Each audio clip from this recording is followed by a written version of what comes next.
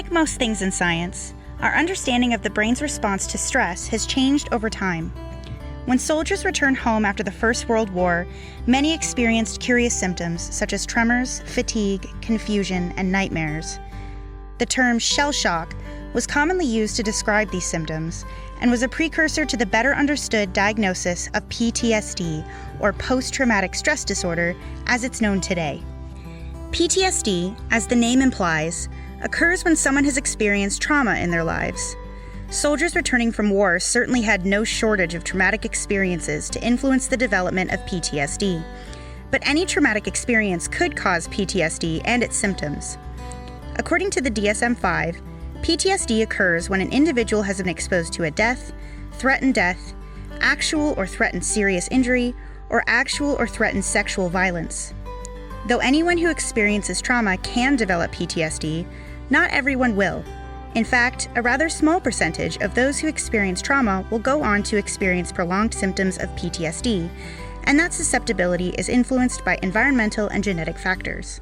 Unlike the largely physiological symptoms of shell shock, PTSD is better understood today in terms of the psychological processes involved. The first group of PTSD symptoms are intrusive memories, including flashbacks, where the person relives traumatic memories as though they were happening again. Next is cognitive impairment, including memory issues, irregular sleep patterns, and trouble concentrating.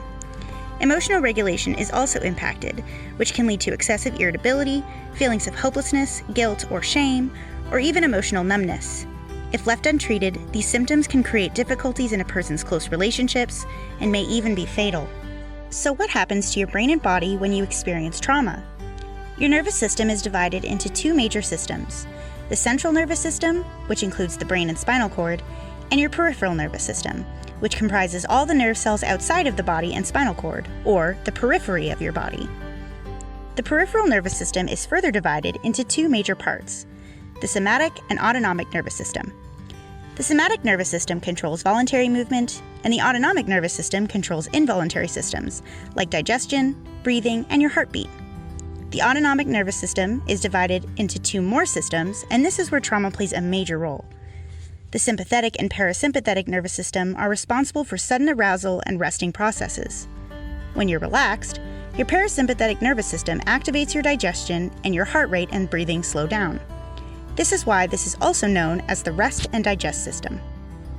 Your sympathetic nervous system activates in times of great stress, like trauma, to get you ready to deal with that stress. Your heart rate increases, your pupils dilate, your blood vessels constrict, and blood flows to your extremities. Your body prepares for a burst of activity, and if it's a potentially life-threatening situation, this means you may need to fight or run. Thus, it's known as the fight or flight system. Though the sympathetic nervous system reacts to trauma, it is also important for everyday processes. When considering PTSD, there are key brain areas that are greatly affected.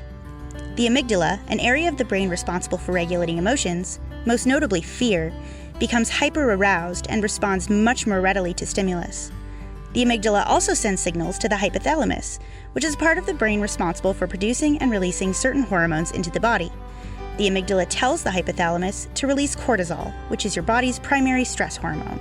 The hippocampus, which is primarily responsible for memory processes, is also affected, often smaller than average in sufferers of PTSD and less active.